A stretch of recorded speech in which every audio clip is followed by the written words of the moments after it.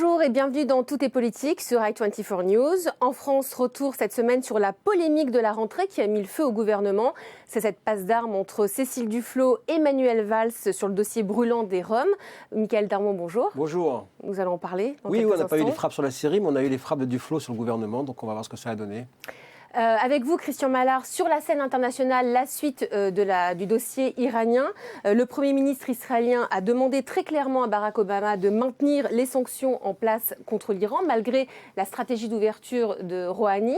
Nous allons en parler avec vous aussi dans quelques instants. Stratégie d'ouverture à voir. Vous connaissez l'histoire de bonnet blanc et blanc bonnet. Peut-être qu'on vous racontera celle de turban blanc et blanc turban. Retour en France tout de suite et les tensions au sein du gouvernement à cause des Roms.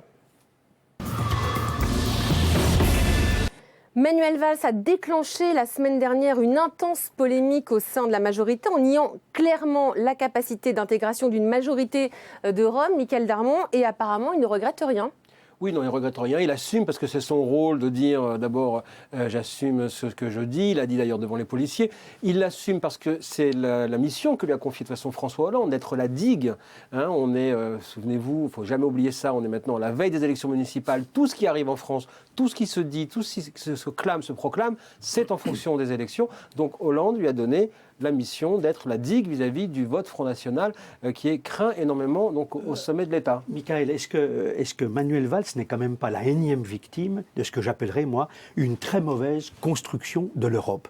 Parce que les Bulgares, les Roumains, les Roms se répartissent sur ces deux territoires, sont des gens qui n'ont jamais été véritablement intégrés dans cette Europe d'aujourd'hui. Je pense qu'on a fait une Europe un peu trop rapidement, de façon irrationnelle, et que Manuel Valls a traité ce problème et qu'il en paye le prix quelque part. On ne peut pas, comme disait Michel Rocard, on ne peut pas accueillir toute la misère du monde, même si on peut y contribuer. C'est la fin de la phrase. Mais enfin, attention. Mais en même temps, là, pour le coup, c'est vrai que ce qui est beaucoup mis en cause, c'est la politique gouvernementale de ce point de vue-là, sa cohésion, cette fameuse circulaire sur les Roms qui est inappliquée parce que tout simplement inapplicable. Mais surtout, ce qu'on a vu, c'est une Cécile Duflot qui n'a pas hésité à faire télescoper complètement et exploser complètement la journée à Florange qu'avait donc construite François Hollande pour son retour à Florange. Donc on va regarder tout de suite justement ce qu'a dit la patronne des Verts, Cécile Duflot.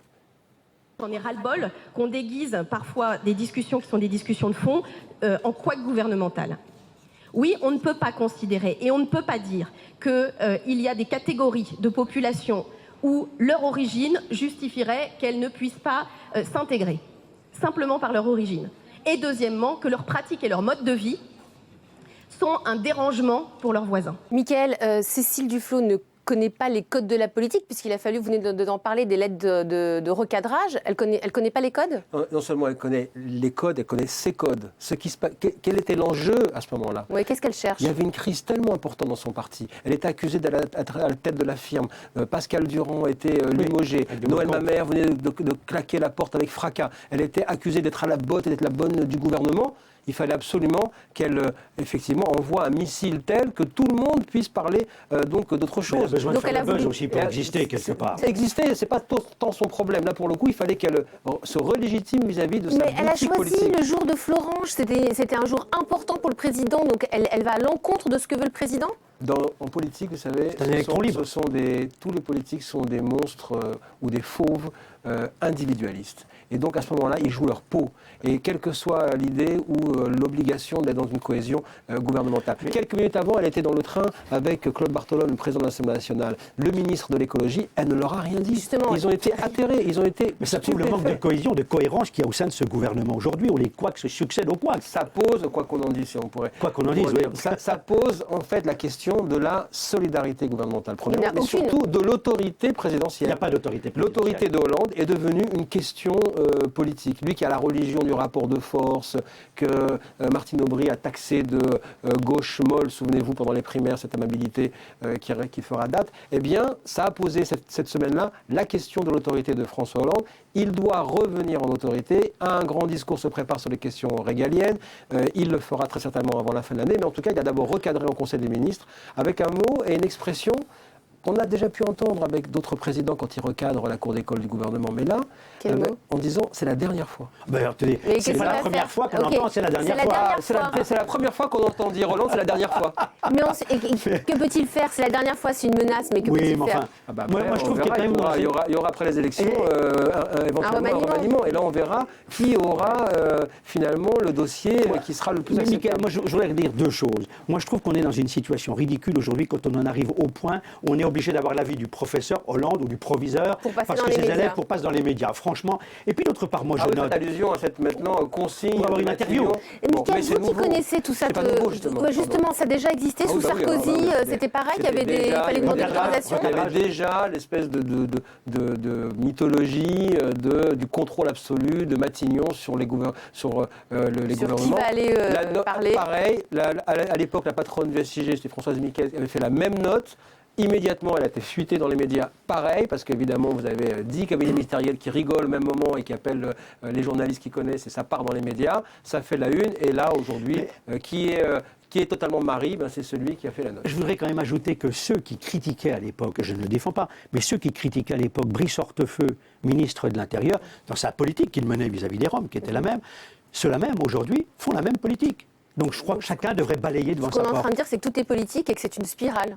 Qu'on soit à gauche ou à droite. Oui, absolument, c'est toujours une spirale, ce genre de problème, la cohésion gouvernementale, comment on fait pour calmer les gens. Vous savez, je crois que Nicolas Sarkozy il a laissé une fiche sur le bureau du Conseil des ministres avant de partir. Pour François Hollande, c'est la fiche recadrage pour les ministres, parce que quelle que soit la couleur politique, c'est toujours pareil.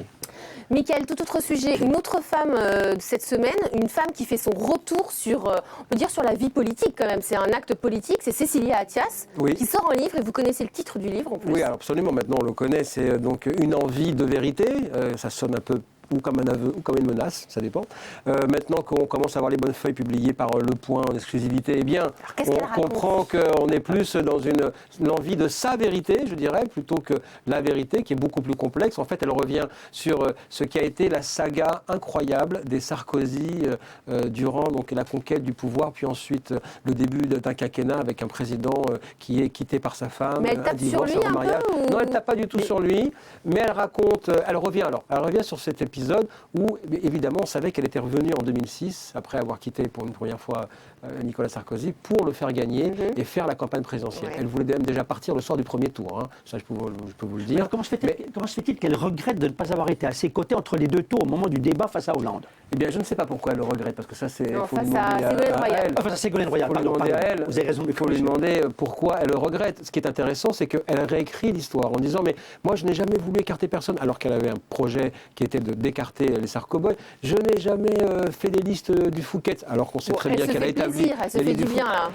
Alors, est-ce qu'elle se fait plaisir uniquement, ou est-ce que tout cela ne participerait pas d'un grand plan général pour peut-être faire une sorte de droit d'inventaire, aussi peut-être pour son ex-mari, parce qu'elle dit des choses aussi sur lui, peut-être des pages à tourner. Et il ne faut pas oublier qu'elle n'a jamais abandonné totalement l'idée de faire de la politique. On me l'avait confié plusieurs fois. À l'époque, elle savait qu'elle était empêchée par son mari qui avait son projet, mais la politique, ça la titille tout le temps. Et comme on l'a dit plusieurs fois, elle est toujours ambivalente. Elle aime l'ombre. Et quand elle est dans l'ombre, il faut qu'elle soit dans la lumière. Et quand elle est trop exposée, elle va dire « je veux retourner dans l'ombre ». Elle veut être une Hillary à la française. On va voir le nombre de ventes, mais à mon avis, ça va cartonner. Tout est politique. Tout de suite, l'Iran, les États-Unis, Israël. Y a-t-il une issue dans ce dossier nucléaire ? Des tweets, un coup de fil historique échangé entre Obama et le président iranien Rouhani, peut-être le début d'un commencement, d'un rapprochement, sauf qu'au milieu, il y a l'intransigeance d'un Bibi Netanyahou qui ne croit pas une seconde à la parole iranienne. Un récit en images de David Neyman, regardez. Des sourires, de belles paroles, et si en 2 mois l'Iran avait vraiment changé ? 2 mois, un délai qui aura suffi à Hassan Rouhani depuis sa prise de fonction pour charmer l'Assemblée générale de l'ONU. Un monde pacifique et sûr reste notre idéal commun à nous tous. Les horreurs d'Hiroshima et de Nagasaki ont renforcé notre détermination à prévenir de telles indicibles destructions. Non, l'Iran ne veut pas d'armes nucléaires. Le monde applaudit. L'opération séduction est presque parfaite. 24 heures plus tard, Barack Obama a déjà renoué le contact. Tout à l'heure, j'ai téléphoné au président de la République islamique d'Iran, M. Rouhani. Nous avons discuté de nos efforts pour parvenir à un accord sur le programme nucléaire de l'Iran. Mais comme dans toutes les belles histoires, il y a l'empêcheur de tourner en rond, un rôle assumé par Israël. Ahmadinejad était un loup déguisé en loup. Rouhani est un loup déguisé en agneau. Comme tout le monde, j'aimerais croire aux paroles de Rouhani. Nous avons le devoir de nous concentrer sur les actions de l'Iran. Et il y a une contradiction extraordinaire entre les mots de Rouhani et les actions de l'Iran. Terrorisme aux quatre coins du monde, soutien actif au régime syrien, installation nucléaire secrète sous les montagnes. Le Premier ministre israélien n'oublie aucun dossier qui fâche. Alors, convaincu, la Maison-Blanche ? Il est absolument clair que les mots ne suffisent pas. Nous devons obtenir des actes aptes à inspirer la confiance de la communauté internationale. À l'heure où Téhéran mise sur la finesse, Jérusalem rappelle que seul le maintien des sanctions permettra d'éviter le recours à la force. Netanyahou semble embarrassé de ce retour de la diplomatie entre Obama et Rouhani. Qu'est-ce que vous en pensez, Christian Mallard ? Je le comprends. Et je crois qu'il se pose aussi la question. Quand on appartient à un régime voyou, l'Iran, un régime terroriste, qu'on a appartenu à l'organe de sécurité centrale, ce qui est le cas de Hassan Rouhani, l'actuel président iranien, qui a cautionné la prise d'otage des Américains à Téhéran, qui a duré 444 jours, je vous le rappelle, de février 1979 à janvier 1981. Quand on a cautionné aussi l'attaque contre le Drakkar à Beyrouth en 1982, qui a causé la mort de 251 soldats américains, de 51 Français, avec le Hezbollah, écoutez, du jour au lendemain, on va nous faire croire qu'il change, d'où l'expression de Netanyahou que je comprends. C'est un loup qui se déguise en agneau aujourd'hui, qui ne montre pas de blanche. Pourquoi il ne montre pas de blanche à l'Occident et à la communauté internationale? C'est parce que l'Iran aujourd'hui est complètement étranglé par les sanctions internationales, par l'embargo, et que ce régime redoute précisément une explosion sociale, une révolution intérieure. Mais avec Christian, une analyse comme la vôtre, il n'y aurait jamais eu de pelouse de la Maison-Blanche, sur la Maison-Blanche avec Clinton, Pérez, Rabin, en 93, il n'y aurait jamais eu Sadat qui serait venu à Jérusalem pour dire voilà, quand David on arrête la guerre. On ne peut pas accorder éventuellement le crédit que Rouhani. Vous voulez donner sa chance? Si Rouhani était le Kennedy iranien. Vous allez un peu vite en besogne, non, c'est une question. Michael. Non, j'y crois pas. Mais cela dit, vous avez raison sur le fond. Revenir sur le choix, souhaiter... Est-ce que c'est sincère? Moi, je pose la question, y a-t-il une sincérité dans les propos? On va le voir, l'avenir va nous il faut juger dire sur les faits. Là où Michael a raison, et je suis d'accord, il faut donner une chance. Ok, donnons une chance. Là où Netanyahou a raison, et peut-être Obama, c'est qu'il faut vérifier. Je vous rappelle que Netanyahou, dans son discours à l'ONU, a repris les propos de Reagan lorsqu'il traitait Gorbatchev sur le désarmement avec les soviétiques à l'époque en disant Netanyahou, il est énervé parce qu'il n'a plus rien, il n'a plus de corpus, il s'est fait élire sur je vais taper l'Iran. Non, il je vais frapper l'Iran. Et qu'est-ce qu'il a maintenant? Il n'a plus rien. Il a raison de poser la question. Il n'est pas menacé d'isolement, Netanyahou, comme ça. On peut penser qu'il est menacé d'isolement, mais là où il a raison avec Obama et je pense le camp occidental, c'est de dire donnons une chance, peut-être, ok. Mais vérifions. Et vérifier, c'est quoi? C'est montrer que l'Iran est prêt à arrêter sa production d'uranium nucléaire, arrêter de continuer les sites. Le site de Fordo, je regrette, sous les montagnes, à 70 mètres sous les montagnes, au sud de Téhéran, où il y a 310 ingénieurs nord-coréens qui travaillent là-dessus. Il y a aussi les Dimona qui sont enterrés, et là, personne ne dit rien aux Israéliens. Mais je vais vous dire une chose. Regardez la question qui s'est posée également. Ce ne sont pas les terroristes. On n'a pas dit que c'était des terroristes. Non, l'Iran, il démontrait que l'Iran avait été... Oui, mais en termes d'arsenal. Si on dit que l'Iran n'a pas cautionné jusqu'alors les terroristes... vous l'avez démontré. On décadre un peu, on va sur la société. On se dit, est-ce que Rouhani peut ouvrir? Il y a eu là une question qui a été posée par un grand responsable du réseau Twitter, qui a posé la question à Rouhani en disant, vous tweetez dans le monde entier sur votre conversation avec Obama, mais est-ce que votre peuple peut lire vos tweets? Et il a répondu en disant, je ferai en sorte que mon peuple puisse lire les tweets. Est-ce qu'il n'y a pas une ouverture possible? Écoutez, provoquons l'ouverture, mais... Provocateur comme vous êtes, il faut vérifier. Moi, je reprends les propos de Reagan. Trust, alors on fait confiance, mais on vérifie. Et les vérifications, ce sont des actes. Alors, on attend les actes de l'Iran. Et je pense qu'à ce moment-là, s'il y a des véritables actes, là, ça sera un vrai tournant et on ne pourra que s'en féliciter. Mais on n'en est pas là. On verra la suite très prochainement donc, sur cette crise en Iran. Tout est politique. Tout de suite, on regarde les images de la semaine.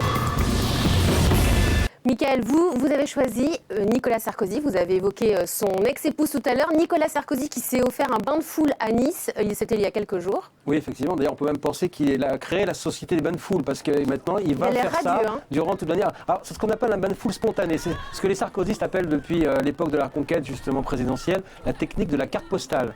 On sort, on montre voilà, ce qu'on suscite dès que l'on met un pied dehors. Est-ce qu'on imagine le même engouement pour un François Fillon, un Laurent Wauquiez, un Xavier Bertrand? Bertrand ou autres candidats donc, à la présidentielle, Nicolas Sarkozy dit que pour lui, eh bien, la réponse est dans les questions. Donc c'est un bon signe pour vous ? C'est un signe que Nicolas Sarkozy essaye de revenir. Je voudrais lui poser la question justement à Michael, le spécialiste de la politique intérieure. Est-ce que vous n'avez pas le sentiment que Sarkozy attend le résultat des municipales en mars prochain pour savoir s'il y va ou s'il n'y va pas? Nicolas Sarkozy attend que le fameux sondage qu'il attend des Français qui lui permet de revenir arrive et pour l'instant, il n'est toujours pas là. Messieurs, merci. On se retrouve la semaine prochaine dans un nouveau numéro de Tout est politique. Bonne semaine.